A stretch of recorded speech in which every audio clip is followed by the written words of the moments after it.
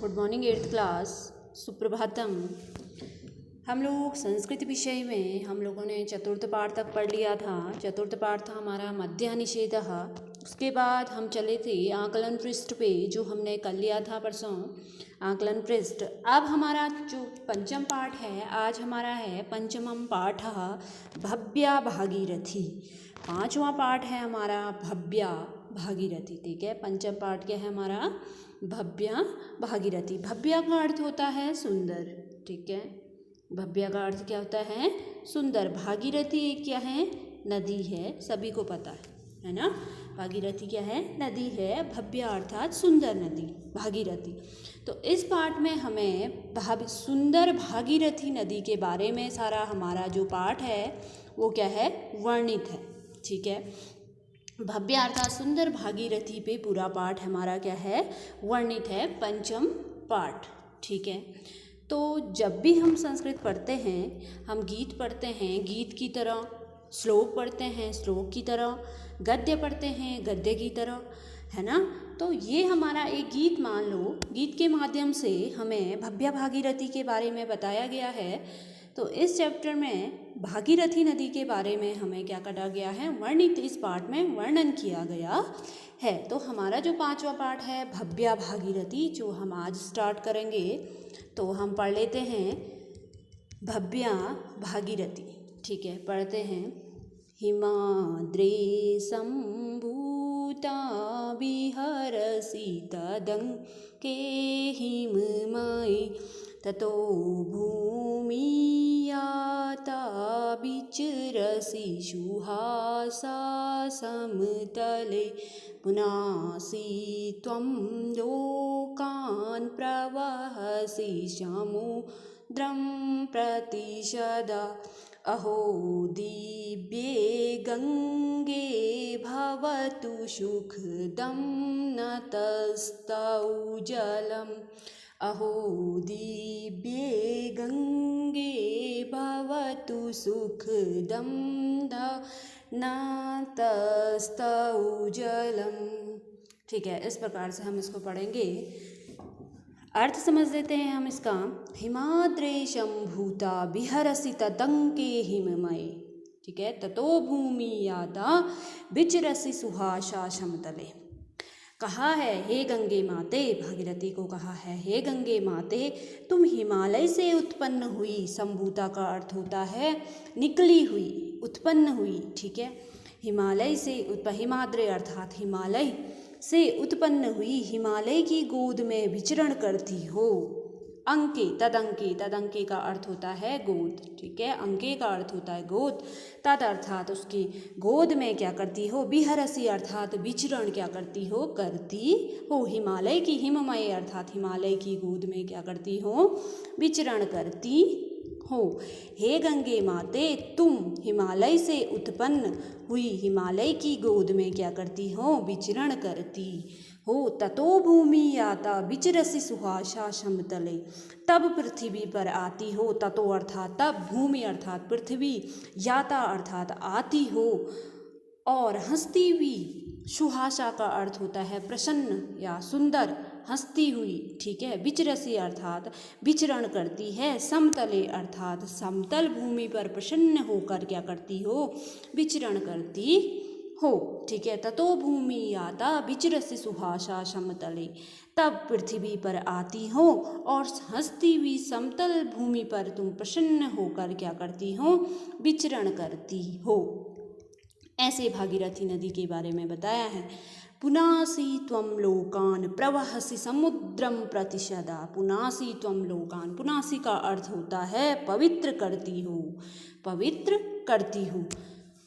तो कहा है कि विचरण करते, फिर पुनासि, फिर समुद्र की ओर निरंतर बहती हुई। समुद्रम प्रति सदा, प्रति, प्रति अर्थात समुद्र की ओर, सदा अर्थात निरंतर, प्रवहसी अर्थात बहती हुई। सभी, तुम सभी लोकान अर्थात लोगों को, पुनासी अगर अर्थात पवित्र करती, पवित्र करती हो। तो कहा है कि समुद्र की ओर निरंतर बहती हुई तुम सभी लोगों को पवित्र करते हो, तुम सभी लोगों को क्या करती हो, पवित्र करती हो। अहो दिव्ये गंगे भवतु सुखदम नस्तौ जलम।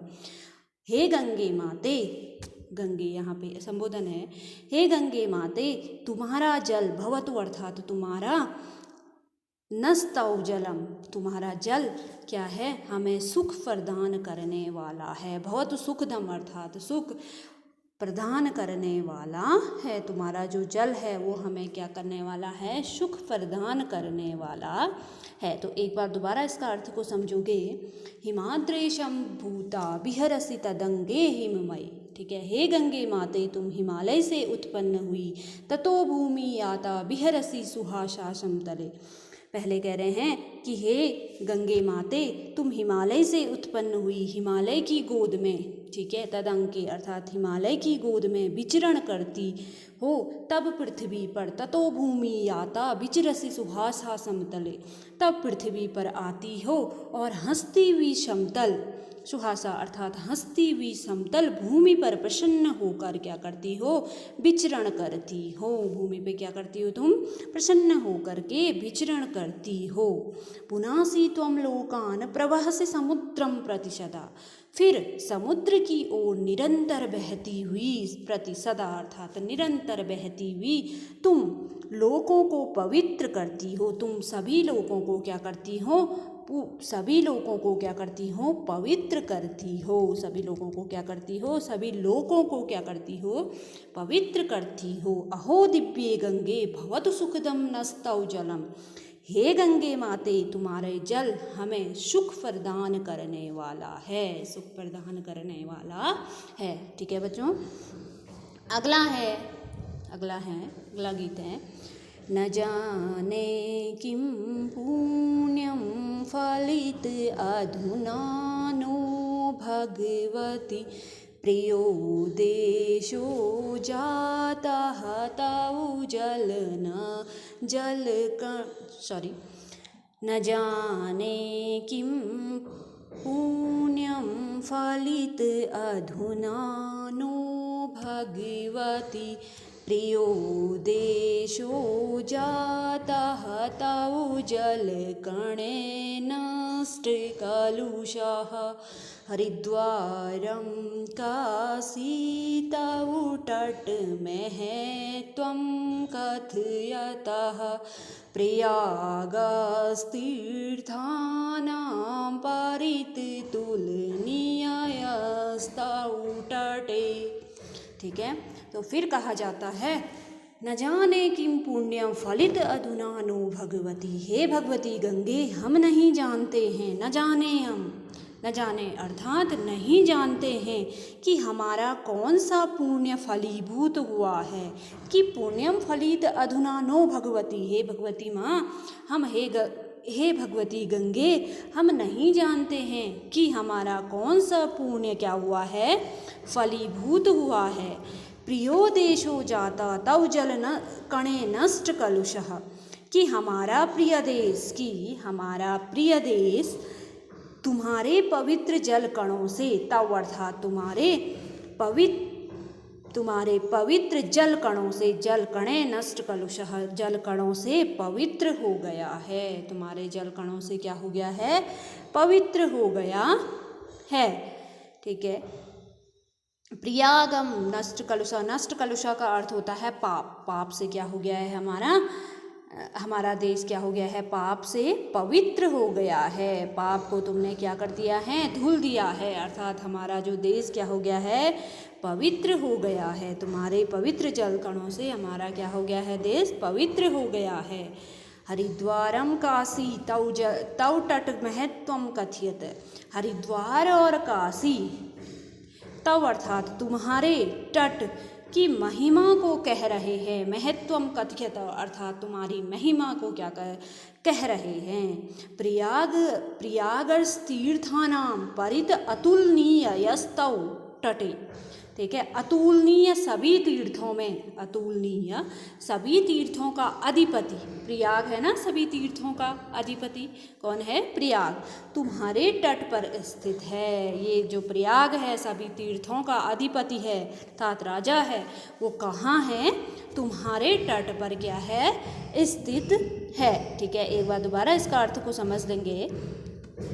न जाने किं पुण्यं फलित अधुना नो भगवती, प्रियो देशो जातः तौ जल कणे नष्ट कलुषः, हरिद्वारं काशी तौ तट महत्वं कथयतः, प्रयाग तीर्थानां परितुल अतुलनीयतौ तटे। ठीक है, हे भगवती गंगे, हम नहीं जानते हैं कि हमारा कौन सा पुण्य क्या हो गया है, फलीभूत हुआ है कि हमारा प्रिय देश तुम्हारे पवित्र जल कणों से क्या हो गया है? पवित्र हो गया है। जो तुम्हारे जल कण आ रहे हैं हे माते, उससे हमारा देश पवित्र हो गया है। हरिद्वार और काशी तुम्हारे तट की क्या कहते हैं? महिमा को कह रहे हैं, तुम्हारी महिमा गाते हैं हरिद्वार और काशी तट। और प्रयाग तीर्थानां परि अतुलनीयता अष्टटे, अतुलनीय सभी तीर्थों का अधिपति प्रयागराज तुम्हारे ही तट पर क्या है? स्थित है। तो आज दो गीतों को आप समझोगे और इसके अर्थ को जैसे बताया है पढ़ने की कोशिश आप घर में करोगे। इसके दो गीतों के आपको अर्थ भेज दिए जाएंगे और उसको आप अपनी कॉपी में करोगे। ठीक है, आज के लिए इतना ही बच्चों, अगले दिन दूसरा गीत हम पढ़ेंगे।